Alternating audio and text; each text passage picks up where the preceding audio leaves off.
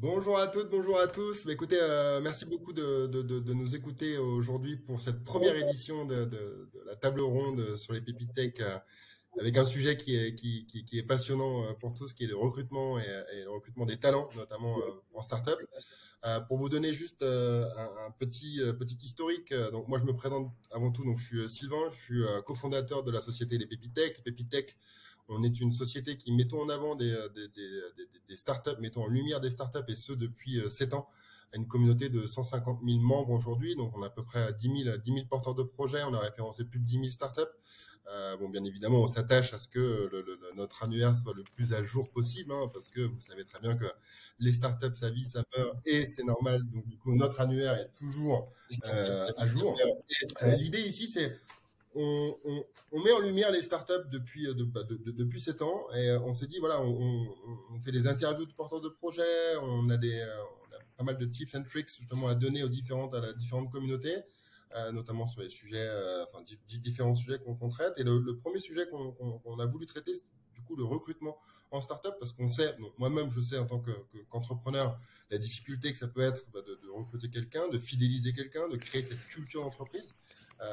Et donc on s'est dit que voilà, c'était intéressant ce format pour pouvoir donner un petit peu des conseils, tout du moins pouvoir épauler les créateurs d'entreprises justement à éviter les erreurs finalement de recrutement et ou assumer finalement une culture d'entreprise. Chacun a sa propre façon aussi, hein.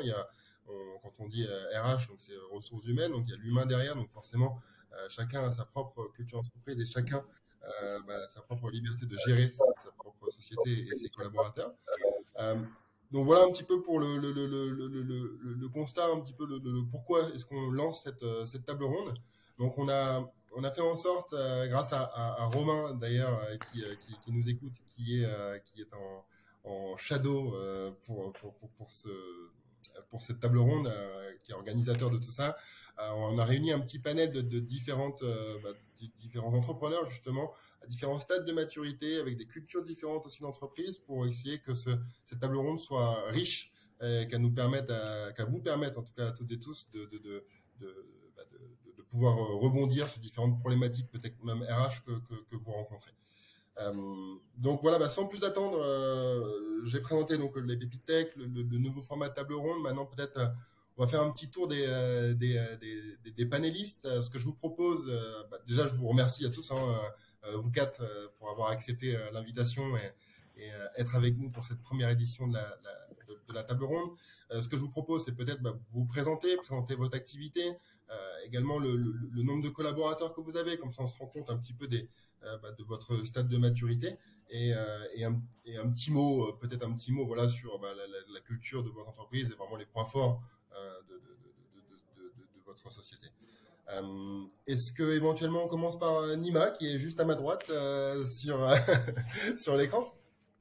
Bonjour Sylvain, merci pour l'invitation et pour venir parler d'un sujet qui est évidemment très important, qui est le recrutement et les RH pour les entrepreneurs. Pour moi, c'est un des trois piliers du rôle d'un CEO, stratégie, cash et people. Donc c'est un sujet qui est évidemment très important. Pour me présenter rapidement, je suis entrepreneur depuis bientôt 15 ans, actuellement CEO et cofondateur de Silver, qui est ma quatrième boîte, qui est une fintech. Notre mission, c'est de faciliter l'accès au financement pour les entrepreneurs du numérique. On a créé une technologie qui permet à des entrepreneurs d'accéder à des financements non dilutifs en 24 heures et à la demande. On a démarré cette activité début 2020 avec mon associé Grégory Tapero. On a levé un premier tour de seed en début 2021, ce qui nous a permis de constituer une première core team d'une vingtaine de personnes et on a annoncé une série A en début d'année. Et on a scalé là en 2022 de 20 personnes en janvier à 90 personnes aujourd'hui. Voilà pour l'activité. On est principalement basé à Paris, même si une partie de notre équipe est en full remote. On pourra en reparler, j'imagine. Et on prépare notre déploiement à l'international. Ok, top. Merci beaucoup, Nima, pour cette présentation et bravo pour cette jolie croissance. Tu vas pouvoir être de bons conseils justement pour comment scaler le recrutement et de passer de 20 collaborateurs à 90 collaborateurs en moins d'un an. Valentin, à ton tour, peut-être présentation? Avec plaisir. Donc, Valentin Brulin, je suis le CEO et cofondateur de cofondateur.fr. On est une plateforme de mise en relation entre des porteurs de projets, des entreprises, des startups d'un côté et des profils techniques de l'autre. Donc, par profil technique, j'entends développeur, lead développeur et CTO. On met en relation tout ce beau monde pour qu'ils s'associent. Donc, on est une plateforme de mise en relation entre associés pour créer des entreprises. Donc, on intervient vraiment au tout démarrage de la création d'entreprises. Voilà, on essaye de faire une chose. On a un défi qui est de remettre l'humain un petit peu au centre de tout ça, parce qu'on se rend très souvent compte que une équipe, la création d'une équipe, ça se base avant tout évidemment sur une complémentarité de compétences, mais évidemment beaucoup d'humains pour que l'équipe match et qu'on ait un socle qui soit suffisant pour créer cette société. Donc voilà, on a une plateforme qui aujourd'hui réunit un peu plus de 40 000 entrepreneurs à travers la France, la Suisse, le Québec et la Belgique. On est pour l'instant sur une version francophone et on envisage une version anglophone pour l'année prochaine. Peut-être combien de collaborateurs tu as actuellement, Valentin? 13 personnes, nous. On est 13 personnes chez cofondateur, réunies entre Lyon et La Rochelle. Yes, ok, top. Écoute, David, peut-être? Ok, donc bonjour merci, Romain, merci, excuse-moi. Merci Romain merci Valentin pour la présentation. Avec plaisir.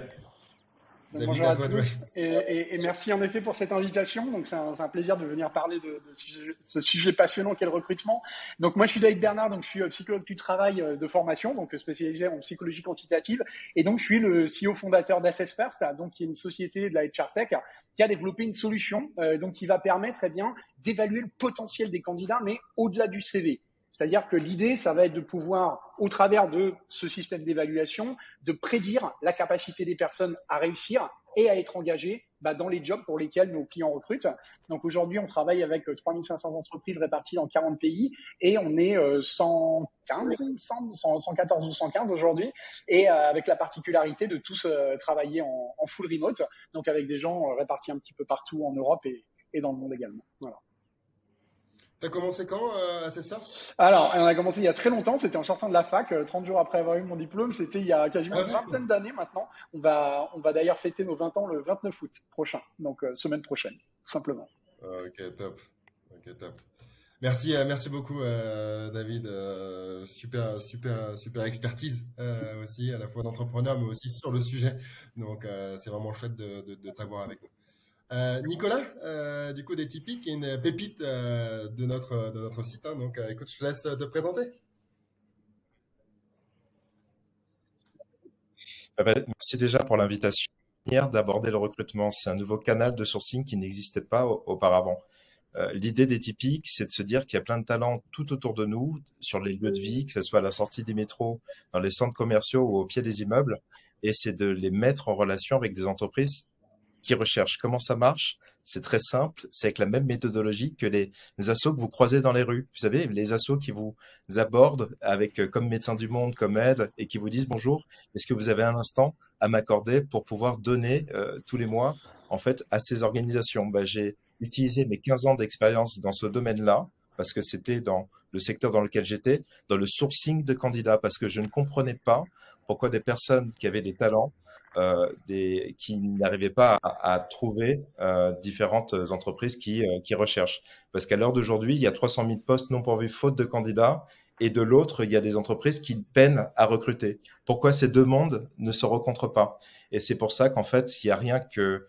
c'est ce que disait Valentin d'ailleurs, il faut remettre de l'humain dans le recrutement. L'idée, c'est vraiment que cet humain-là puisse aller vers les personnes invisibles pour les rendre visibles. Et là, on existe depuis 2020. On a été créé lors du premier confinement, ce qui a valu le fou rire de mon banquier. Et à l'heure d'aujourd'hui, c'est un peu ça. Et là, on est en pleine phase de levée de fonds. On est 10 et l'idée, c'est d'être 25 en fin d'année. Tes clients, du coup, c'est start-up ou quel métier finalement Les 98% de mes clients sont des grands groupes. Au niveau de la typologie des métiers, c'est des métiers avant tout en tension, parce que c'est des secteurs sur lesquels on ne peut pas, on a du mal à trouver des candidats. Et surtout, et ça c'est très intéressant de faire ronde, maintenant les entreprises ont pu comprendre que c'était les savoir-être qui étaient beaucoup plus importants que le savoir-faire, parce qu'il est beaucoup plus facile d'enseigner les compétences techniques plutôt que avoir des personnes qui soient en adéquation avec une équipe.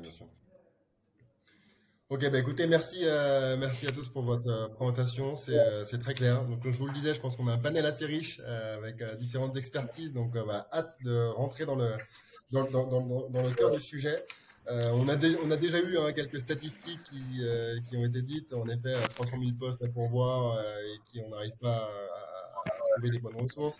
Moi j'ai noté également, il y a un cabinet de recrutement, enfin, Romain m'a fait ressortir cette statistique-là, hein, il y a 36% des CDI qui sont rompus en première année. Première cause, c'est démission du candidat, manque de résultats, licenciement non économique. Je sais aussi que un mauvais recrutement, enfin, les problèmes RH, ça peut être c'est le top 5 des problématiques, comme tu le disais Nima, hein, sur le développement d'une activité et comme quoi la culture d'entreprise est vraiment importante. Et la dernière stade, vraiment, avant de rentrer dans le vif du sujet, c'est le cabinet de recrutement Up2, alors a priori qui s'est penché sur la question et qui révèle qu'un mauvais recrutement d'un commercial peut coûter entre 150 000 et 200 000 euros. Donc voilà. Donc on va tout faire pour recruter correctement et s'assurer qu'on a des bons candidats, en tout cas qui sont là. Donc c'était quelques statistiques rapides. Moi je pense que étant donné qu'on a un panel assez riche avec différents stades de développement de société, ce qui peut être intéressant, c'est de repartir à la base finalement avec notre fil rouge, ça soit vraiment de la création d'une entreprise jusqu'à l'amorçage, au scaling, à l'expansion, comment est-ce qu'on part en Europe, dans le monde, comment est-ce qu'on multiplie justement, on passe de 20 collaborateurs à 90 collaborateurs. Sans plus attendre, voilà, c'est ça, c'est vraiment l'idéation. On imagine un scénario où j'ai trouvé une super idée, on va dire que je suis un commercial, je sors d'école de commerce et j'ai une super idée tech, je veux lancer ma startup, sauf que bien évidemment il me manque les connaissances techniques et selon moi la plupart du temps quand même, sauf pour les porteurs de projets, d'ailleurs vous allez me dire un petit peu tous pardon, est-ce que vous avez des associés ou pas, mais la plupart des porteurs de projets ont des associés, donc comment finalement le premier recrutement, c'est comment est-ce qu'on trouve son associé ou comment est-ce que finalement on se dit tiens, telle personne avec qui j'ai travaillé, je me vois vraiment, je me projette avec cette personne-là pour pouvoir développer mon activité. Et est-ce que les profils doivent être typiquement complémentaires ou au contraire, est-ce que les profils doivent être les mêmes pour avancer dans une seule direction? Peut-être pour amorcer ce sujet-là, je propose de donner la parole à Valentin. Toi, tu vois passer beaucoup de porteurs de projets et j'ai fait exprès de prendre cette étude de cas où, en l'occurrence, moi je suis tech, mais il y a beaucoup de commerciaux qui recherchent des techs pour créer leur société. Bonne ou mauvaise idée d'ailleurs avec les outils no-code qui arrivent aujourd'hui. Ouais. Est-ce qu'il faut plutôt s'associer et ou plutôt avoir vraiment un genre de product, un POC ou un MPV avec des outils no-code? Écoute Valentin, sur ce sujet vraiment d'idéation pure et dure, sur une première association, un premier finalement recrutement, une première culture d'entreprise qui est lancée, une vision commune avec un porteur de projet. Je te laisse peut-être la parole et puis voilà les différentes exemples que tu as vu passer au travers de ta plateforme cofondateur. Ouais, clairement. Alors c'est un sujet qui est hyper vaste, hein, donc je vais essayer d'être le plus synthétique possible. Bon là, tu mets clairement dans un fauteuil parce que tu as vraiment donné le scénario que je vois un petit peu tous les jours. C'est sûr, quand on est porteur de projet et qu'on a une idée, alors ce qui est très souvent difficile à comprendre, c'est qu'une idée, ça vaut absolument rien, que c'est son application vraiment qui en fait la réussite, hein, très clairement. Donc, quand on est seul et qu'on se rend assez vite compte que tout seul, on va pas réussir à porter ce projet, on va se mettre en recherche d'un associé. Alors nous, ça peut être technique, mais ça peut être sur d'autres choses. Pour répondre parmi tes questions, est-ce qu'il faut des compétences complémentaires? Oui, la complémentarité, c'est une des raisons d'association, mais c'est pas la seule. On s'associe avant tout pour aller chercher une personne avec qui on se sent bien et suffisamment en confiance et suffisamment aligné pour développer un projet d'entreprise. Et moi, ce que je pense, c'est que si on a les mêmes compétences, on peut totalement s'associer avec quelqu'un qui a les mêmes compétences que nous. Par contre, il faut se spécialiser chacun sur un domaine dans nos compétences pour éviter en fait de se marcher sur les pieds. Et très souvent, ce qui se passe, c'est qu'un porteur de projet va rencontrer différentes personnes, va commencer en fait à échanger avec ces personnes-là. Et ce qui est parfois très compliqué à comprendre pour les porteurs de projets, c'est que une association, ça se fait pas en 15 jours. Ça demande énormément de temps. C'est un petit peu comme un mariage professionnel, hein, je suis pas le seul à le dire. C'est une idée qui est très, très largement utilisée. Et un mariage, ça se fait pas en 15 jours. Parce que si on se marie en 15 jours, on va vite se rendre compte au bout de 1 mois et demi qu'il y en a un qui veut des enfants et pas l'autre. Sur une association, c'est exactement pareil. Donc, il faut passer du temps ensemble, apprendre à se connaître, boire énormément de bière pour vraiment créer en fait cette relation-là, être capable d'avancer ensemble et puis surtout apprendre à travailler ensemble parce qu'en fait quand on s'associe avec quelqu'un, avant de s'associer avec quelqu'un, on se rend compte qu'on est avec quelqu'un qui n'a pas forcément le même volume de travail, donc il faut passer du temps à travailler ensemble. Et puis dernier point pour être le plus synthétique possible et ouvrir un petit peu le débat, pour moi il y a quelque chose qui est extrêmement important quand on s'associe et à mettre en place en fait avant de s'associer, c'est de poser toutes les questions un petit peu taboues et notamment l'argent. On voit beaucoup de porteurs de projets qui s'associent et l'association elle pète, mais lamentablement parce qu'en fait on tombe face à des obstacles qu'on n'a pas anticipés parce qu'on n'a pas fait ce travail avant de désamorcer un peu ces pièges. L'argent typiquement c'est ça, c'est qu'est-ce qui se passe Patrick si dans 6 mois on a un énorme trou de trésorerie, on peut plus se payer. Si cette question elle n'est pas posée avant, dans 6 mois, Patrick il va faire une mission freelance, il va partir 3 mois, au bout de 3 mois il va renouveler et l'association va tomber en morceaux, quoi. Voilà. Ouais, bien sûr, et même vis-à-vis des prochains associés / investisseurs, hein, bien se répartir les missions en tant qu'associé, c'est vraiment important parce que forcément on peut pas avoir de co-CEO, quoi. Il y a un CEO, un COO, un CFO, un CTO. Et vraiment que ces missions soient claires. Ouais. Peut-être que sur l'association capitalistique, quelqu'un souhaite rebondir, peut-être Nima ou David justement. Est-ce que vous avez des cofondateurs ou... Ouais. Moi, j'ai un cofondateur, Grégory Tapero, qui est notre CTO. Dans mes expériences précédentes, j'avais également eu d'autres cofondateurs. Hein. Donc c'est plusieurs fois que je m'associe pour des business. Et ce que disait Valentin est clairement juste, hein, donc je vais pas paraphraser longtemps, mais l'alignement pro-perso est évidemment hyper important. Parler de toutes les questions d'ordre personnel, argent, famille, rythme de vie souhaité, santé, etc. C'est toutes des questions qui sont extrêmement importantes. Commencer à travailler ensemble avant de s'associer, ça aussi c'est une très très bonne idée pour se tester avant. Enfin c'est un peu la phase des fiançailles, hein, avant le mariage, clairement. Voire même, je dirais, provoquer des conflits. Alors ça c'est quelque chose que j'ai fait une fois avec un de mes précédents associés. J'ai fait exprès de nous mettre dans une situation de conflit pour voir comment est-ce qu'on allait s'en sortir. Et ça aussi, ça a été une excellente manière de tester la relation et de voir comment chacun pouvait se positionner par rapport à un conflit auquel on était confronté. Parce qu'évidemment, dans les premiers mois d'une aventure entrepreneuriale, tout va bien, etc. Généralement, il y a peu de problèmes. Enfin, il y a tout à faire, mais il n'y a pas encore les problèmes qui sont sur la table. Les problèmes arrivent plus tard. Mais si on arrive à créer une situation de simulation de ce type de conflit, c'est quelque chose qui peut être aussi super intéressant. Intéressant en effet.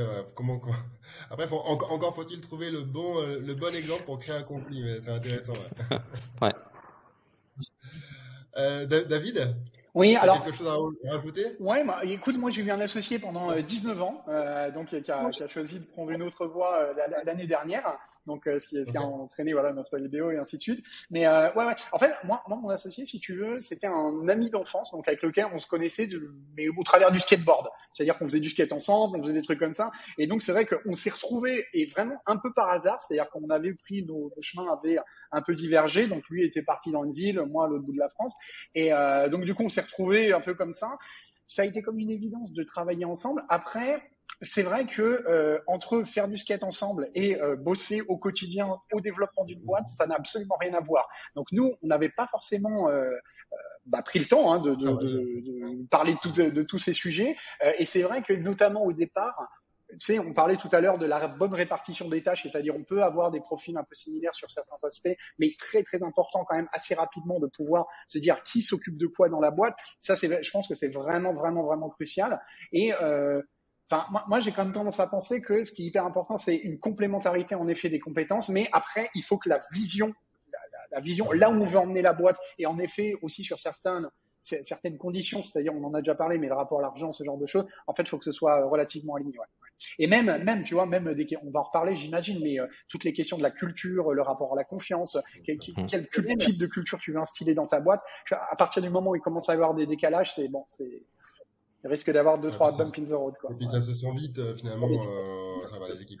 C'est clair. Et moi, j'ai fait la même.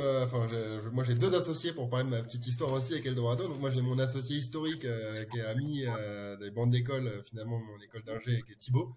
On est tous les 2 fait la même école. Donc, on était tous les 2 les profils tech, mais très, très, très vite. Moi, j'ai été COO, donc à gérer finalement une composante super tech, à gérer les CRM, gérer la strat marketing en termes purement techniques. Et lui, plus se concentrer sur la technique. Donc, en effet, cette complémentarité. On l'a trouvé finalement à force de travailler ensemble. Nicolas, toi du coup, tu as un associé ou... Ah, je suis désolé, ton micro ne fonctionne pas, Nicolas. Non. Je suis désolé. Ouais, je pense qu'il a un petit problème de connexion, non? Ouais, un petit problème de co. Non, toujours pas. Peut-être que je t'invite à recharger la page. De toute façon, on enchaîne et puis quand tu trouveras le petit hack, on continue comme ça. Mais en effet, là, on va dire qu'on a trouvé notre associé, qu'on développe, ou pas d'ailleurs. Il y a cette question qui reste en suspens, mais qui est très très spécifique à la tech. Est-il nécessaire d'avoir un associé technique ou est-ce qu'aujourd'hui on peut s'en sortir finalement avec des outils no-code pour finalement recruter un premier salarié tech, quoi. Je sais pas si l'un d'entre vous a un mot à dire là-dessus, quoi. Ouais, clairement. Alors, moi, je pense que est-ce qu'il est nécessaire de s'associer avec un tech? Je pense à partir du moment où tu as une problématique, une création d'entreprise qui repose sur une problématique digitale majeure. Évidemment que c'est une voie qui est fortement recommandée. Est-ce qu'elle est obligatoire? J'en suis pas sûr. Maintenant, ce qui est sûr, je vais nuancer un peu mon propos, c'est que à partir du moment où tu es encore une fois sur cette problématique digitale majeure, à un moment donné, il va falloir qu'il y ait quelqu'un qui prenne en interne, qui prenne le lead technique sur cette problématique. Ça peut être un CTO qui est salarié, hein, très clairement, pas forcément un associé, mais il faut qu'il y ait quelqu'un en fait à qui on puisse parler et qui en interne est capable, à une maîtrise en fait, si ce n'est totale, en tout cas globale, de la solution digitale. Après, pour revenir sur ce que tu as dit, les outils no-code pour démarrer, moi je le pousse à fond et on a une recrudescence vraiment de profils no-code sur la plateforme et je trouve ça hyper intéressant et je pousse tous les porteurs de projets avant même d'aller chercher des associés à se plonger un peu dans les outils no-code pour aller faire une petite preuve de concept et pour avoir un retour marché. Après, sur la majorité des projets, c'est pas forcément suffisant, quoi. Ouais, dès que tu arrives à l'étape de scale, vraiment, in fine, tu as besoin de vraiment tech au sein de tes équipes. Forcément. Exactement, ouais. Nicolas, effectivement, ça va. Là, vous m'entendez du coup? Ouais, nickel, ouais, super, vas-y. Donc, du coup, est-ce que tu as un associé, toi ou... Alors, je disais que j'avais pas d'associé, mais c'est pas un choix pour le coup. Ça rejoint un peu tout ce que vous dites. Pour le coup, j'ai pas réussi à trouver la personne avec qui ça a fité. J'ai fait énormément de rencontres, mais forcément, c'est soit le côté financier, soit le fit humain, soit le côté perso. J'arrivais pas à me projeter. Il y a des fois, je ne me sentais pas. Et donc, du coup, on m'a toujours dit, il valait mieux être seul que mal accompagné. Surtout quand j'ai pu poser des questions en fait à d'autres potes qui avaient des associés avec qui ça se passait mal. Donc là, j'en ai peut-être trouvé une et je pense qu'on va déjà commencer par une cohabitation pendant 6 mois. On va peut-être, je sais pas si je vais provoquer le conflit comme Nima. Ouais, propose, ouais, c'est exactement. Il y a peut-être pas mal de sujets à me donner, mais en tout cas, je vais d'abord commencer par là. Et après, ensuite, si ça se passe très bien, même si je pense que 6 mois, c'est pas assez, mais 6 mois, c'est OK, je pense. Et après, du coup, je vais sûrement m'associer avec cette personne. Ok, ouais, carrément. Ok, bah top. Écoutez, pour le fil rouge, en tout cas, on va se dire que maintenant, on a trouvé notre associé, ou nos associés d'ailleurs, hein, parce qu'on peut être plusieurs. On a notre startup qui a passé l'étape du proof of concept, qui est maintenant vraiment plus qui a trouvé son product market fit, on va dire. On commence à avoir une traction client et on est à 200%. Les 2-3 cofondateurs sont à 400%, nuit blanche ou pas, d'ailleurs, en fonction du style de travail des associés qu'on a trouvé. Mais finalement, on ressent ce besoin de s'entourer et de recruter les premières personnes pour nous épauler sur les tâches quotidiennes. Peut-être justement, enfin, il y a plusieurs écoles sur ces premiers recrutements. Il est quand même assez, j'ai envie de dire, commun en France, tout du moins, et peut-être même dans le monde, mais d'avoir des stagiaires, parce que c'est de la main-d'œuvre qui est forcément moins onéreuse que trouver un premier salarié. Est-ce que, voilà, j'aimerais juste avoir votre état d'esprit, ou du moins votre vision sur ce premier recrutement, vraiment, quel point de vigilance on devrait accorder? Est-ce qu'on recrute plutôt une fois de plus, c'est deux écoles, donc on n'a pas personne n'a de vérité absolue, mais est-ce qu'on recrute vraiment un A-player où on va faire monter les compétences de quelqu'un qu'on onboard dans notre société, et finalement on va développer l'activité ensemble et permettre à cette personne-là de développer l'activité avec nous. Donc, est-ce que voilà, finalement ma question c'est ce premier recrutement hors association capitalistique, et après éventuellement on parlera de tout ce qui est plan de BSPCE et comment tenir les premiers recrutements au sein de la structure.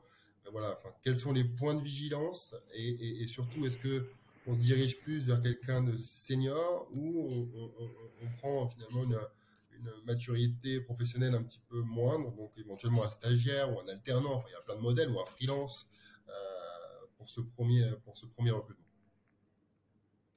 Moi, j'ai l'impression que tout dépend déjà, tu vois, des moyens dont tu disposes forcément. Enfin, si à un moment donné, si t'as pas de sous, tu vas forcément te diriger vers des stagiaires. Mais il y a quelque chose qui est fondamental selon moi, c'est vraiment de bien comprendre que chaque personne que tu vas ajouter dans la boîte, en fait, en tout cas, potentiellement, peut avoir un impact énorme sur la culture de ton entreprise. C'est-à-dire qu'à un moment donné, si tu étais deux, par exemple, tu rajoutes une troisième personne, cette troisième personne, potentiellement, c'est 33%, c'est un tiers de la culture d'entreprise. Et donc, après, tu en rajoutes une quatrième, chaque personne va peser pour 25%.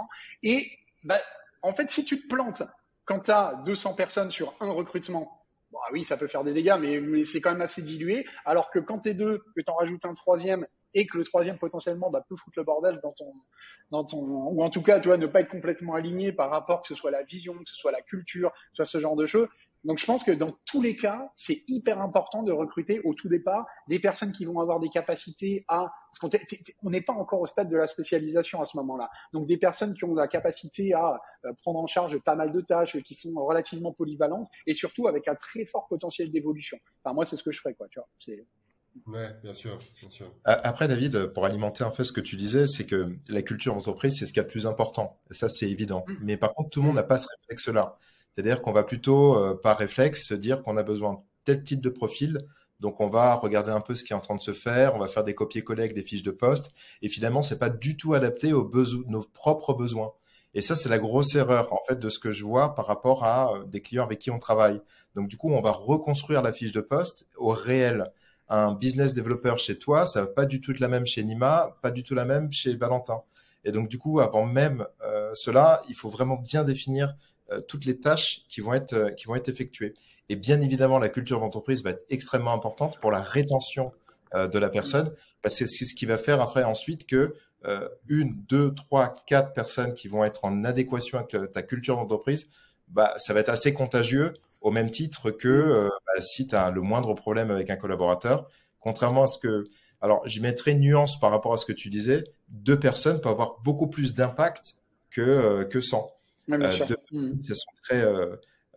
Si elles sont pas du tout en adéquation avec la direction que tu as envie de prendre, ça peut avoir un impact sur 10, 20, 30, 40 personnes en fonction de sa légitimité qu'il a autour avec des collaborateurs qui seraient à ses côtés. Ouais, moi je rebondis un petit peu sur tout ça. Moi je suis assez d'accord avec ce que tu as dit, David, sur cette partie sur cette partie culture d'entreprise. La culture d'entreprise, en tout cas les bases de la culture d'entreprise, elles sont créées par l'équipe fondatrice. Et puis après, forcément, plus la société est petite et plus l'impact en fait des nouveaux recrutements est fort parce qu'on n'est encore pas très nombreux. Du coup, la culture d'entreprise, elle évolue. Et puis alors, nous, encore une fois, on est 13, donc je ne peux pas parler pour une société comme toi, David, ou comme toi, Nima, où vous êtes beaucoup plus nombreux. Mais j'imagine que une personne qui arrive à ce moment-là va avoir forcément un peu moins d'impact sur la culture d'entreprise qui est déjà bien établie. Pour revenir en fait aussi, Sylvain, sur ce que tu as dit sur le recrutement d'un A-player, moi, ce que je pense, c'est qu'à partir du moment où tu as en interne des compétences qui te permettent d'aller sur ton métier, former un profil, tu n'es pas obligé d'aller chercher un A-player parce que toi-même, tu es capable en fait de transmettre ça et de faire progresser très rapidement la personne. Par contre, sur soit une ouverture de poste, soit sur des compétences un peu différentes, tu peux pas, et moi, c'est une erreur de recrutement que j'ai déjà fait par le passé, tu peux pas aller chercher quelqu'un qui a des compétences proches, mais pas vraiment de ce que tu fais, en te disant je le prends très junior et je vais le former, parce qu'en final, tu as forcément des choses à lui transmettre, mais la plupart des choses que tu lui transmets, ça ne correspond pas du tout à ce qu'il devrait apprendre. Et en fait, cette personne qu'on a recrutée, qui aujourd'hui est partie, c'était un chef de projet digital, elle, parce que c'est une fille, elle est partie dans une autre société. Je pense qu'en 3 mois, elle a plus appris qu'après 3 ans passés avec moi. Et c'est vraiment lucide comme constat. C'est-à-dire que c'est extrêmement important de pouvoir transmettre tes compétences à toi. Et sinon, il faut aller chercher vraiment des référents, des players, comme tu dis, quoi. Ouais, bien sûr. Nous, sur nos... Ouais. Nous, sur nos 2 premières années, donc 2020, on était au stade de l'idéation, donc on était 2 associés, donc là, on s'est entouré de freelance pour commencer à construire le produit, et c'est moi de mon côté qui allais chercher une dizaine de premiers clients. Et dès qu'on a fait notre tour de seed, donc de 3 millions début 2021, là, on a pu recruter notre première core team de 20 personnes. Et pour recruter cette core team de 20 personnes, on a eu une approche qui a été très structurée, c'est-à-dire qu'on s'est penché de manière assez précise sur quel va être le rôle de chacun dans cette organisation. Est-ce que pour tel rôle, est-ce que j'ai besoin d'un junior ou d'une personne avec un peu plus d'expérience, voire d'un senior? Et en fait, c'est comme ça qu'on va driver nos recrutements et qu'on va faire l'arbitrage de est-ce que j'ai besoin de personnes expérimentées ou pas. Typiquement, par exemple, pour des sales, nous, on est parti sur des sales en CDI sortis d'école, donc des juniors, parce que c'est moi qui allais les piloter et qui allais les manager dans un premier temps, jusqu'à ce qu'on recrute un directeur sales en fin d'année 2021. Sur d'autres postes où on n'avait pas les compétences en interne, mon associé et moi, on est allé chercher des personnes plus expérimentées. Typiquement sur la growth, sur du marketing, sur tout ce qui concerne des métiers un peu spécifiques chez nous concernant la finance et la levée de dette, etc., etc. Donc c'est vraiment en fonction des différentes compétences qu'on avait en interne, voilà, et des besoins qu'on avait, qu'on a fait cet arbitrage entre junior et senior. Et en termes de scaling, moi mes 2 premiers recrutements sont pas forcément ceux que choisissent beaucoup d'entrepreneurs, mais mon premier recrutement, ça a été une office manager pour pouvoir prendre en charge toute la partie gestion, HR, etc. Alors qu'on n'était que 2 à ce moment-là, mais déjà on se projetait sur une vingtaine de personnes. Ça économise beaucoup de temps. Ouais, exactement. Et le deuxième recrutement, ça a été une chasseuse de tête, donc une recruteuse en interne. Et c'est cette personne-là qui a fait qu'on a pu recruter nos 20 premiers collaborateurs sur la première année. Là, je pense que c'est là qu'on voit que c'est un peu le serial entrepreneur, entre guillemets, qui est en train de parler, tu vois. Parce que typiquement, ça, ce genre de recrutement, en effet, c'est pas du tout ce auquel tu penses quand c'est ta première boîte. De la même façon, tu disais tout à l'heure, Nicolas, la culture, on l'a pas forcément en tête au départ, alors qu'en fait, tu te rends compte que c'est quelque chose de clé. De la même manière, enfin, de se dire, dans tes 2 premiers recrutements, tu prends une chasseuse de tête, c'est totalement contre-intuitif. Tu te dis, on verra plus tard quand on recrutera en masse. Alors qu'en fait, c'est clé. La chasseuse de tête ou ton DRH, tu penses à horizon plutôt 2-3 ans. Ouais, mais tu vois, souvent quand on en discute, enfin des fois j'en discute avec des amis ou quoi qui ont des boîtes, et je me dis mais demain, moi c'est la seule boîte que j'ai créée à Assessor, tu vois, mais demain je recrée une boîte, mais je ne ferai pas du tout la même chose que ce que j'ai fait sur la première. Ça n'aurait rien à voir. Je serais totalement dans cette optique-là, quoi. Donc tu recruterais justement une chasseuse de tête directement, c'est ça? Ouais, et en tout un cas, office manager. Et un office manager. Si t'as à un moment donné, si t'es sûr, tu vois, t'as de fortes ambitions, t'es pas là juste pour faire un essai, mais tu sais que de toute façon tu vas réaliser ton plan, bah ouais, tu recrutes une personne qui va recruter et dont le job est justement d'accélérer cette partie acquisition des talents, quoi. Et justement, par exemple, sur une partie growth, où, admettons, on n'a aucune compétence en interne sur le growth, les différentes techniques de growth automation, etc., les outils à utiliser. Est-ce que, du coup, comment se passe, quels conseils vous pourriez donner sur, est-ce que je passe par un cabinet de chasseurs de tête, on va dire, si j'ai pas de mon propre chasseur de tête en interne? Est-ce que je vais démarcher des talents dans d'autres activités? Est-ce que je mets une offre d'emploi vraiment spécifique? Est-ce que je le fais, en gros, est-ce que je fais en interne ou en externe ce recrutement-là, sur des compétences? Alors, je parle de growth, mais ça peut être aussi de la tech, ça peut être n'importe quelle, finalement, thématique, hein. Est-ce que je passe en interne ou je vais plutôt directement en externe pour, au début, Nima, ceux qui n'ont pas de chasseur de tête en interne? En fait, je pense que la question, c'est vraiment est-ce que tu es. Enfin, en fait, il y a deux questions. Est-ce que tu es capable d'attirer des candidats? Est-ce que tu es capable de créer un pool de candidats? Et deuxièmement, comment est-ce que tu es capable de les assesser, de les évaluer et de savoir s'ils sont bons ou pas sur la technique, enfin, tu vois, sur le secteur sur lequel tu vas, ou sur la fonction sur laquelle tu vas les embaucher. Enfin, donc sur le premier sujet, création d'un pool de candidats et avoir donc ça c'est quelque chose qui se travaille, hein. On pourra parler peut-être de branding au niveau corporate, au niveau employee, mais ça évidemment il faut travailler sur l'attractivité en termes de mission et en termes de work-life balance, etc. Enfin, tous ces sujets de culture qui font qu'on peut attirer plus de candidats. Et ensuite, il y a la partie évaluation.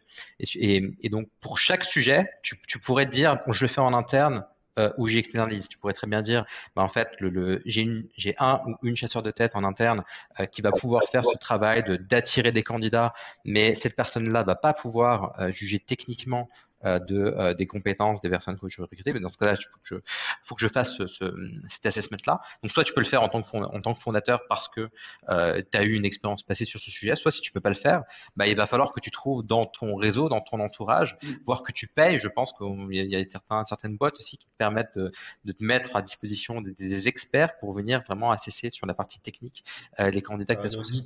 L'audit des expertises finalement de tes collaborateurs. Exactement. Donc en fait, pour chacun de ces deux sujets-là, que je dissocierai complètement, tu peux choisir d'internaliser ou d'externaliser.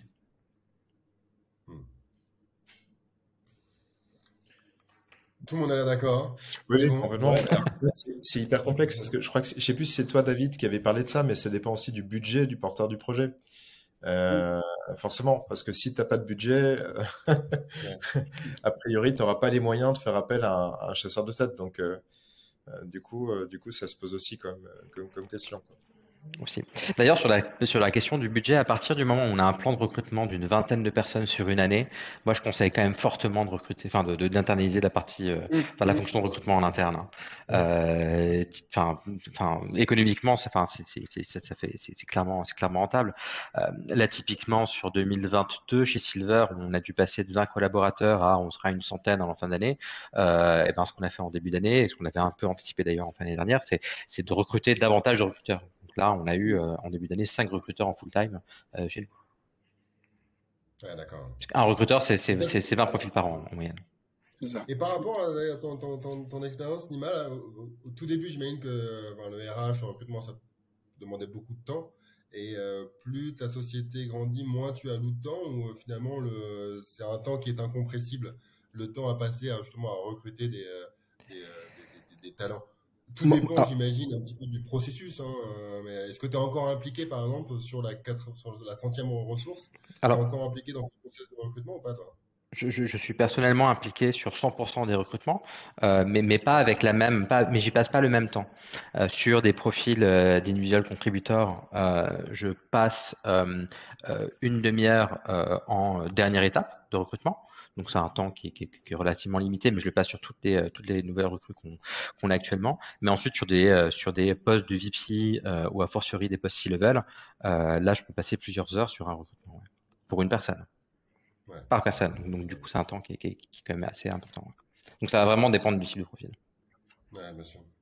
Peut-être, est-ce que vous pouvez m'en dire plus justement sur les processus de recrutement, combien de tours il y a? Est-ce que vous donnez par exemple un case study? Je sais que nous on fait beaucoup ça, que ce soit sur Eldorado, sur les pépites tech, en termes vraiment du processus. Ou alors peut-être avant de parler de processus, c'est vrai qu'il y a quelque chose qui est important, c'est comment rendre la société attractive. Finalement, ce que tu disais, Nima, c'est il faut quand même créer ce pool de candidats, parce que si tu publies une offre sur n'importe quelle plateforme ou même en propre sur ton site, comment est-ce que tu fais pour vraiment être visible des talents, quoi? Ça, c'est toute la partie branding. Ouais, c'est toute la partie branding qu'il faut travailler dès le début, hein. Essayer de démontrer au monde pourquoi est-ce que tu existes, pourquoi est-ce que le monde sera meilleur avec toi, voilà, c'est de construire un peu cette image de ta boîte, et de mettre en place aussi, et voilà, et pas qu'une question d'image, hein, mettre en place aussi des outils, des initiatives en interne. On a abordé tout à l'heure la question du remote, du plan de stock, etc. Enfin, voilà, il y a pas mal de choses sur lesquelles il faut travailler. Donc c'est pas qu'une question d'image, mais voilà, il faut travailler toutes ces initiatives-là. Il faut trouver une forme de communication pour les rendre visibles au marché des talents. Yes.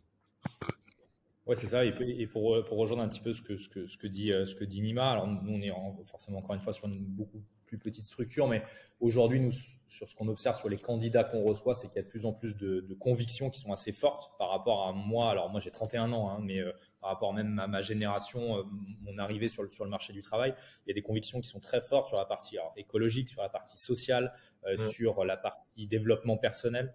C'est ce qu'on observe. Et du coup, je pense que très, très nettement, il faut montrer et il faut mettre en place une souplesse, alors non pas une anarchie, mais une souplesse qui permet en fait à ces profils de pouvoir clairement exprimer leur potentiel et de se retrouver en fait dans ce que tu proposes pour qu'ils puissent sentir qu'ils peuvent s'épanouir. Nous, on est 13 personnes, donc on n'a pas un historique énorme à montrer, on n'a pas des locaux qui sont immenses.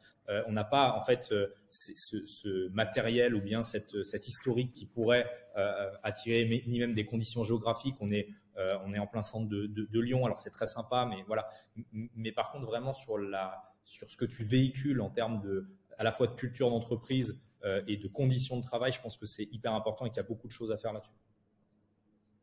Ouais, bien sûr.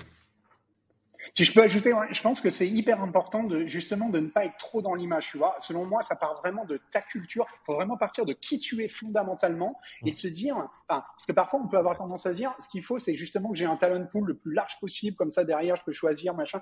Mais en fait, nous, on s'est rendu compte que très rapidement, quand tu as une culture qui est assez sympa, tu offres le full remote, une liberté maximale, que ce soit dans les outils, les machins, ils ont un équipement au top.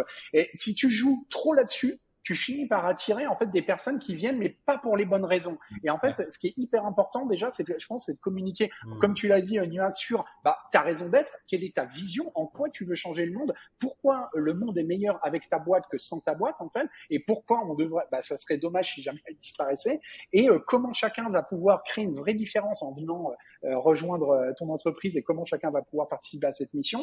Et après, je pense que les meilleurs ambassadeurs, c'est pas seulement les personnes qui bossent au market, à la com, mais c'est aussi les personnes qui vivent dans ta boîte, qui travaillent dans ta boîte. Et ça, nous, on s'est rendu compte, tu peux pas les forcer à faire des posts, à écrire, à faire du blabla toute la journée, tu vois. C'est-à-dire qu'à un moment donné, à partir du moment où tu es extrêmement aligné entre ce qui est vécu, en fait, en interne par celles et ceux qui font tes effectifs et ce que tu racontes sur les réseaux, par exemple, très naturellement, et que tu offres justement une liberté de parole, tu dis voilà, chacun fait ce qu'il veut avec son compte LinkedIn et autres, en fait, tu as naturellement des collaborateurs, des collaboratrices qui vont devenir des ambassadeurs. Mais très rapidement, c'est hyper important, en tout cas, nous, c'est l'optique qu'on a choisi, d'être clivant également dans les messages que tu envoies, de manière à ce que tes annonces agissent comme des aimants, mais un aimant, ça a deux faces, la polarité positive et la polarité négative aussi, qui va repousser. C'est très important à un moment donné que quand tu lis l'annonce, qu'il y ait des gens qui se disent ouais, ça a l'air top, c'est sympa,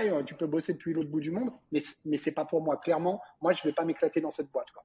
Ça te fait gagner énormément de temps derrière dans la partie sélection. C'est clair. Ouais, 100% d'accord. Et peut-être justement pour revenir sur ces process qu'on a parlé, d'être aligné à la culture, d'avoir les mêmes valeurs, d'avoir les compétences techniques, etc. Quel est finalement le process idéal pour pouvoir justement s'assurer d'un bon recrutement? Est-ce que, par exemple, il y a l'étude de cas que je mentionnais, ou les premiers tours de table, les premiers tours, donc admettons, on a le département RH, est-ce que il y a aussi des entretiens avec d'autres collaborateurs qui sont peut-être déjà en place? Voilà, enfin, ça, un petit peu pour essayer de...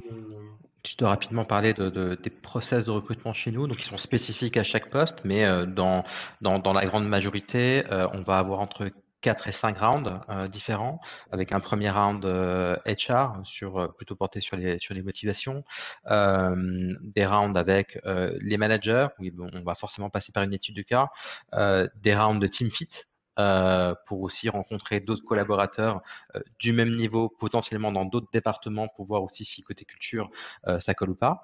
Et un dernier round avec moi. Et entre-temps, il y a aussi eu les checks des références aussi qui sont obligatoires chez nous. Donc, appeler les employeurs historiques de la personne en question, quoi. Ok.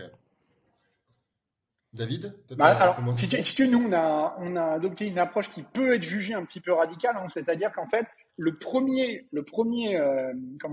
step de présélection, en gros, ça va se faire sur des éléments liés au potentiel des individus. C'est-à-dire que pour bien comprendre, c'est-à-dire qu'en gros, les gens vont compléter, les candidates vont compléter des évaluations. Donc, on va évaluer leur capacité cognitive, donc tout ce qui est plutôt de l'ordre agilité intellectuelle et autres. On va évaluer leur moteur. C'est pas la motivation, c'est pas je suis motivé ou pas motivé. C'est quels sont tes moteurs, qu'est-ce qui te met en mouvement. Et le troisième aspect, c'est la partie personnalité, donc le comment du comportement. Donc, tu as 3 petits tests, en gros, qui durent 8 à 10 minutes chacun. Et derrière, on va comparer le profil de chacune des candidates par rapport à ce qu'on appelle un modèle prédictif que l'on a calibré à partir de l'analyse des collaborateurs qui sont en poste chez Assessors et dont on sait que, à la fois, ils performent et à la fois, ils sont engagés. Alors, bien évidemment, après, derrière, tu vas avoir des critères qui seront spécifiques à chacun des jobs. Mais en tout cas, cette première étape, c'est-à-dire que, en gros, tu définis, les compétences, le profil, blablabla.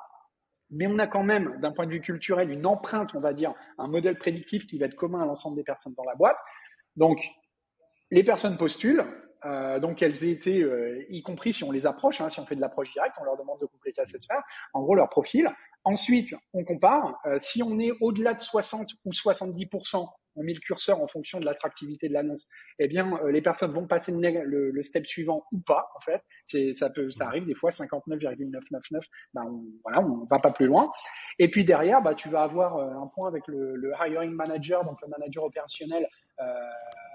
Non, pardon.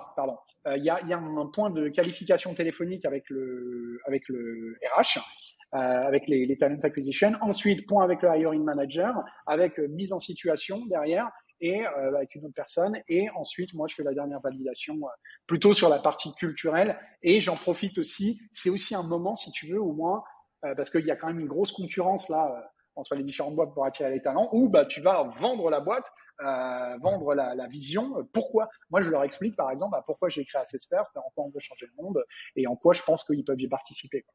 Voilà. Mais ça se fait, premier point, vraiment, c'est la partie. Alors, je sais que souvent, c'est fait par certaines entreprises plutôt à la fin, mais nous, on se dit, de toute manière, tu peux avoir la personne la meilleure d'un point de vue technique. Si elle ne colle pas d'un point de vue culturel, tu vois, c'est-à-dire qu'à un moment donné, quand tu recrutes quelqu'un, c'est pour qu'il fasse le job dans une équipe, dans ce qui fait la spécificité culturelle de ta boîte. Et donc, on se dit, évaluons-le dès le départ, quitte à passer à côté de gens qui ont des super compétences techniques, mais dont on sait que la greffe ne prendra pas, quoi. Non, c'est pas un simple CV, une lettre de motivation pour venir chez Non, pour te dire, en fait, le CV, nous, on s'en fout, on le dit, il y a des jobs dans lesquels tu as une expertise technique qui est indéniable, bien sûr. Tu ne peux pas ne pas l'avoir. Mais il y a quand même pas mal de jobs pour lesquels, on écrit clairement, envoie pas ton CV, on s'en fout, on le regardera pas, complète simplement ça. Et par exemple, aujourd'hui, on a recruté, je sais pas moi, une account exécutive qui est une ancienne danseuse du Lido, par exemple, qui est aujourd'hui notre meilleure sales, tu vois, dans l'univers SaaS. Alors, tu te dis, mais pourquoi vous avez fait ça? Parce qu'en fait, ça marche, en fait. Voilà. Intéressant. Valentin, ton process de recrutement? Alors, nous, il est plutôt très simple, c'est 2 tours. On a un premier tour avec la personne référente qui va être en relation avec la personne qui est recrutée. Donc, exemple, un chef de projet digital référent va être en relation avec cet assistant chef de projet ou pareil pour un profil commercial par exemple. Cet entretien qui se fait avec simplement cette personne, il sert avant tout à valider la partie compétences, mais aussi valider la partie feeling, étant donné qu'ils vont travailler ensemble et complémentarité d'équipe. Et ensuite, on a un deuxième tour qui se fait avec les associés pour valider justement que le profil colle avec la culture d'entreprise, qui colle avec la vision, qui colle avec nos valeurs. Ça, c'est extrêmement important pour nous. Moi, il y a une question que j'adore poser, que je pose tout le temps à tous les candidats sur ce deuxième tour-là. C'est quels sont tes points faibles ou quels sont vos points faibles. Pour moi, c'est extrêmement important, non pas les points forts, mais les points faibles. Si une personne est capable en fait assez rapidement d'évaluer 1, 2 ou 3 points faibles, pour moi c'est une très belle preuve à la fois d'intelligence, d'humilité et ça permet aussi de rentrer un petit peu à l'intérieur de la personne. On le fait de manière très claire, mais c'est une question qui pour moi a pas mal d'importance et sur lequel on a toujours des résultats, je trouve, assez intéressants, sans essayer de déstabiliser. Après, de temps en temps, tu tombes quand même sur des personnes qui vont te dire, ah ben moi, mon point faible, c'est je suis un workaholic, je travaille trop, j'ai beaucoup trop d'optimisme. Il y a des réponses ça arrive souvent quand même d'avoir des points faibles qui sont fermés. Mais très souvent, je trouve que c'est une question qui est assez déstabilisante parce que les personnes ont plus tendance à aller travailler leurs qualités, leurs points forts. Mais en effet, tu as souvent des réponses un petit peu malignes, quoi, comme ça.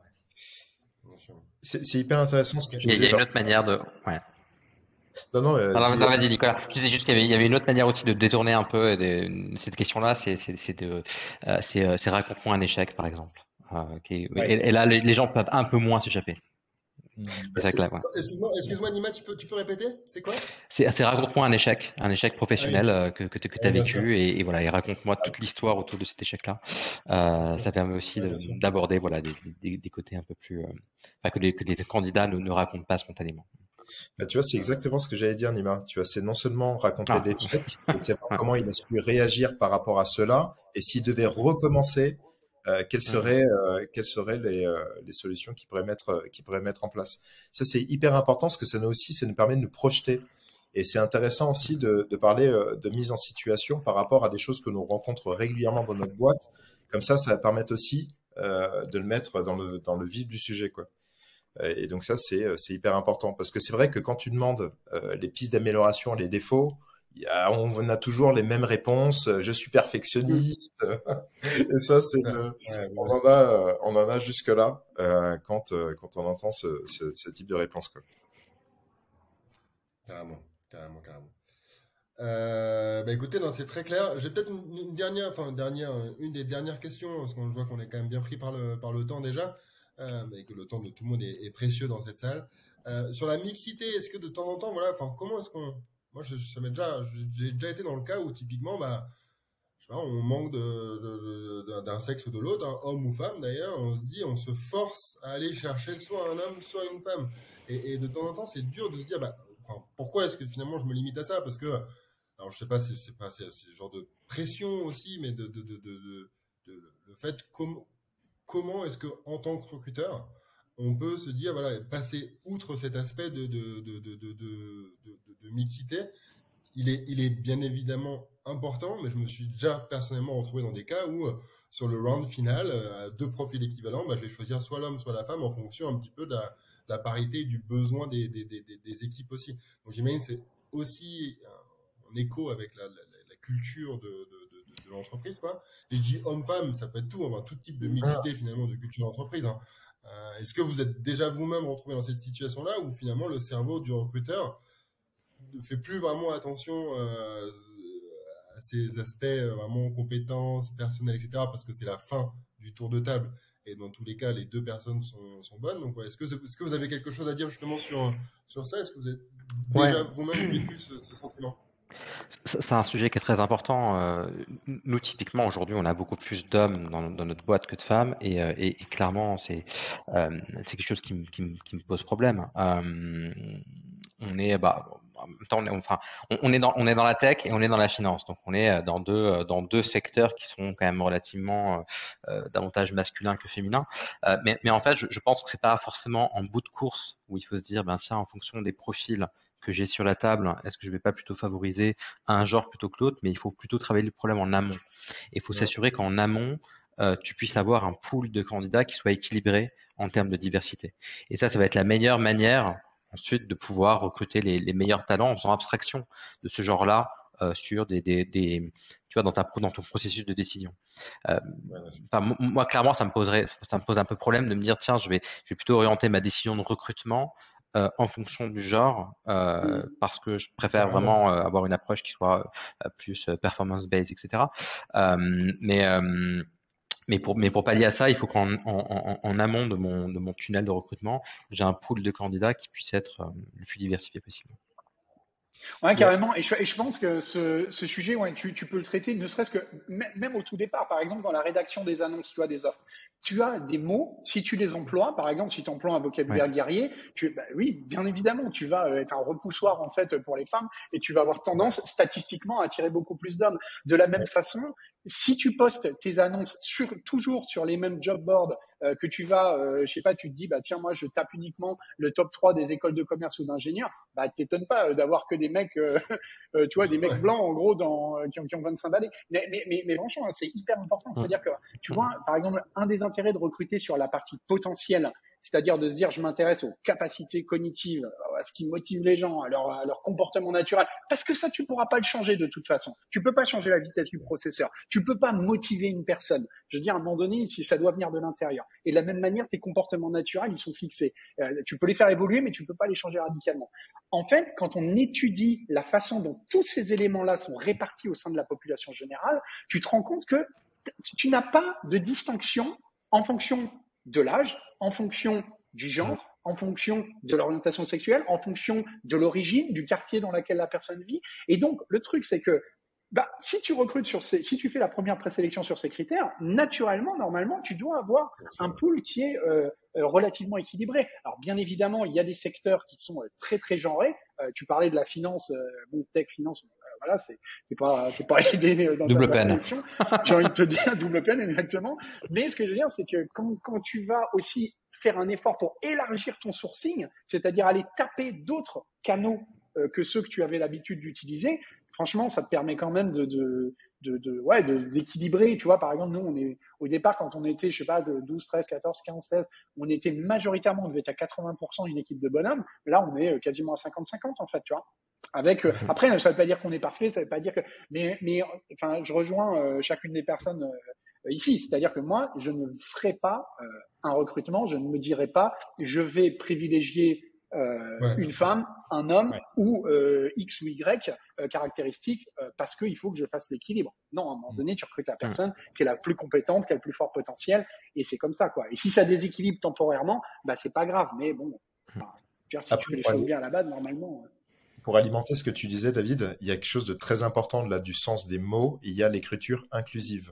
Et en fait, on a pu le voir statistiquement qu'il y avait beaucoup plus de chances de voir une diversité de personnes quand on adoptait une écriture inclusive plutôt que non.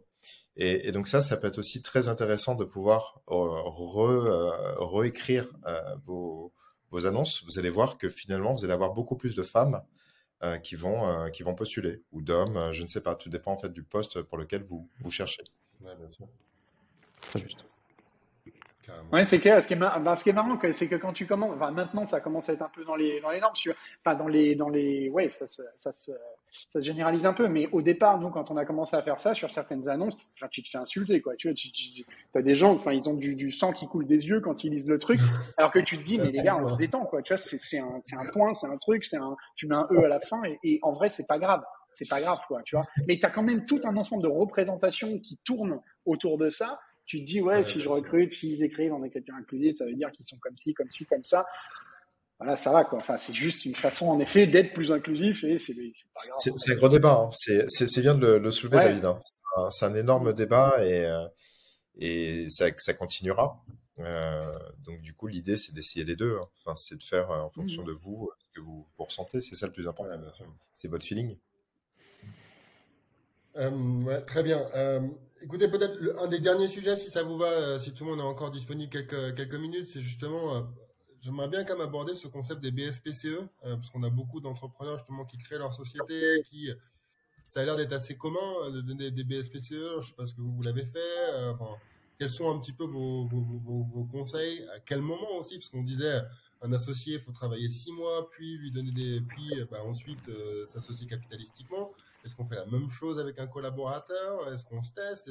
Voilà, enfin, avoir un petit peu votre point de vue sur à quel moment donner des BSPCE, en donner ou pas d'ailleurs. Est-ce que ça a un impact aussi sur la culture de l'entreprise? Voilà, ce sujet, je pense, est intéressant parce que c'est assez commun finalement dans l'écosystème. Et puis j'aimerais bien avoir votre opinion dessus. Non, c'est clairement une best practice aujourd'hui, hein. Enfin, associer tes collaborateurs à ton capital, c'est super important en termes d'alignement.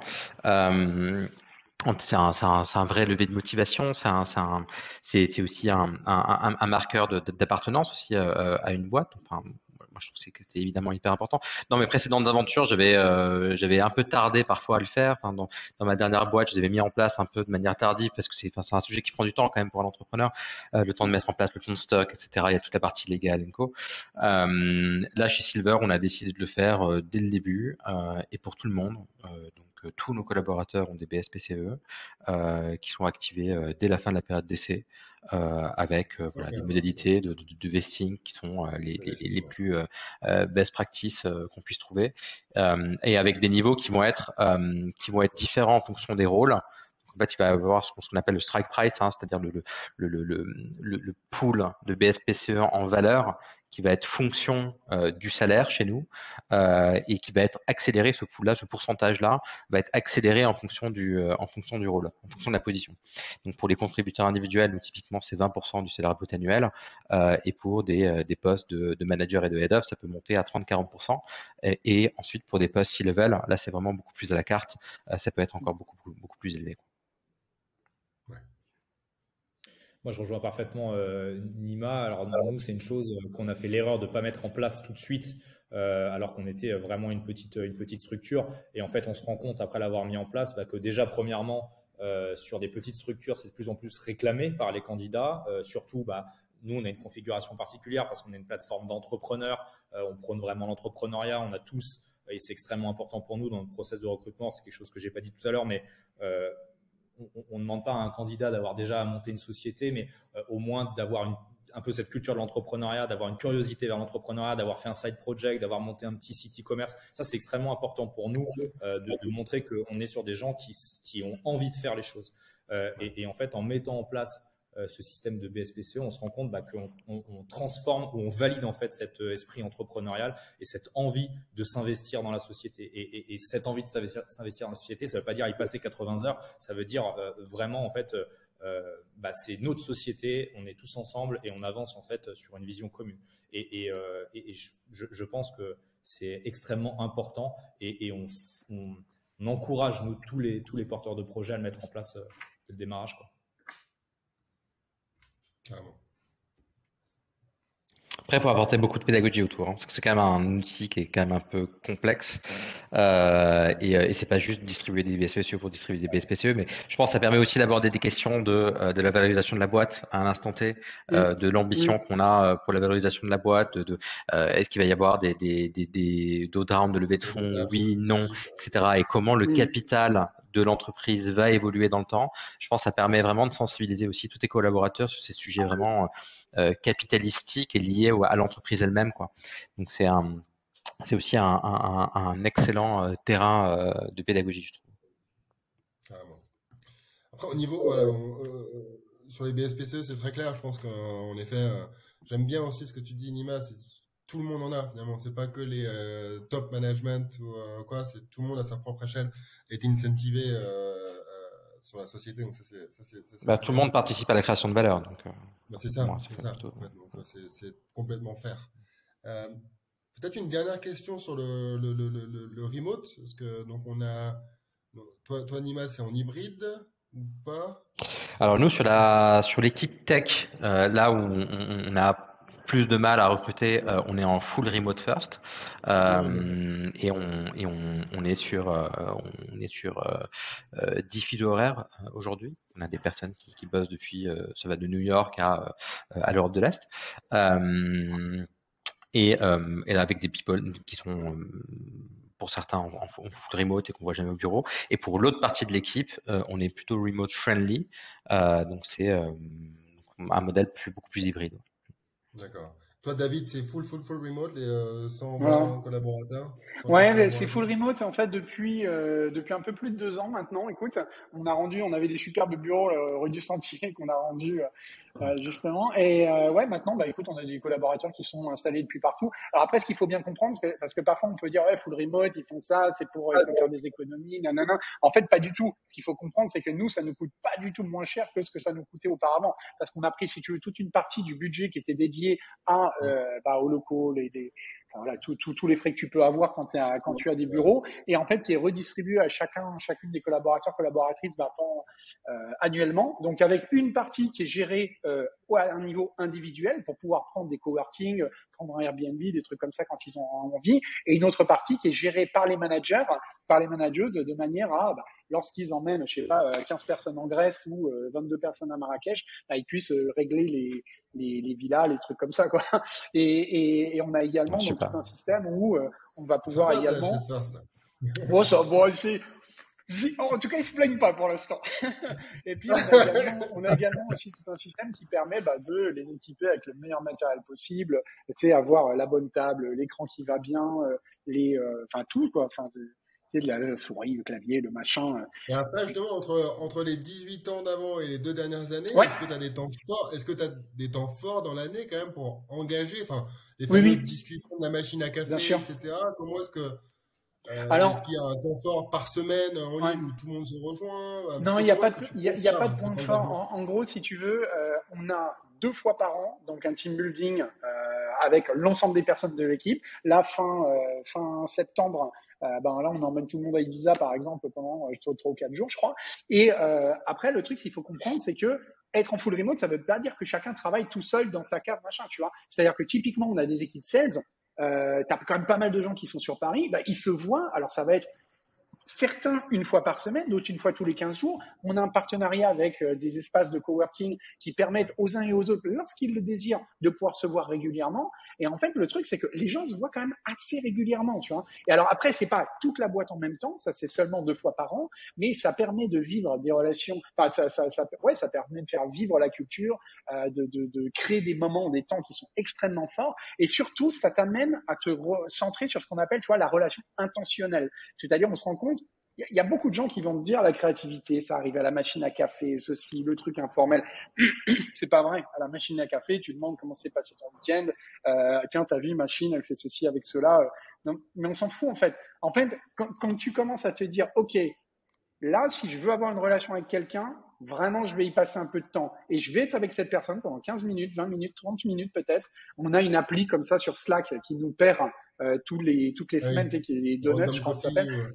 Et enfin, t'en as plein qui font ça. Et en fait, ça, c'est génial parce que pendant 20 minutes, t'es là, t'es avec la personne, t'as rien d'autre à faire que de lui poser des questions, d'échanger, de s'intéresser véritablement à elle de manière authentique. Et t'as pas, tu vois, Michel qui arrive quand t'es en train de parler d'un truc important, qui va balancer une connerie ou je sais pas quoi. Et en fait, nous, on s'est rendu compte que ça a plutôt tendance à renforcer vraiment, enfin, à créer des relations beaucoup plus fortes, beaucoup plus authentiques. Mais la nécessité, bien sûr, quand même, d'avoir des moments collectifs, ça, c'est indéniable. Ouais, 2 fois par an. Ok, bah écoutez, je pense qu'on a fait le tour, hein, sauf si quelqu'un vraiment pense qu'on a loupé un détail. Bien évidemment, c'est un sujet qui est tellement vaste, hein, le recrutement. D'ailleurs, est-ce que peut-être vous voulez faire de l'autopromotion? Est-ce que vous cherchez, vous, des candidats en ce moment? Ou est-ce qu'on peut trouver, justement, où est-ce que les talents peuvent appliquer, j'imagine, sur vos sites respectifs? Ouais, sites respectifs. Nous, on a pas mal de recrutements qui sont ouverts. En gros, ils vont sur Welcome to the Jungle et puis ils tapent à Salesforce et là, il y a toute la liste des jobs qui sont ouverts. Encore une fois, recrutement sur le potentiel. Le CV, on s'en fout pour la majorité des jobs. Tentez votre chance, quoi. Voilà. Bah pareil, on continue de recruter sur notre petite carrière. On a pas mal de postes ouverts, donc avis aux candidats. Ok. Au top. Bah écoutez, merci à tous. C'était vraiment chouette et vraiment riche. Vraiment, chouette de pouvoir avoir cette première édition avec un joli panel. Merci pour votre temps. Et puis écoutez, n'hésitez pas, en tout cas, on vous tiendra au courant pour la suite et n'hésitez pas à nous contacter pour ceux qui nous écoutent dans le futur. Merci beaucoup Sylvain. Merci pour l'invitation, merci beaucoup. Avec un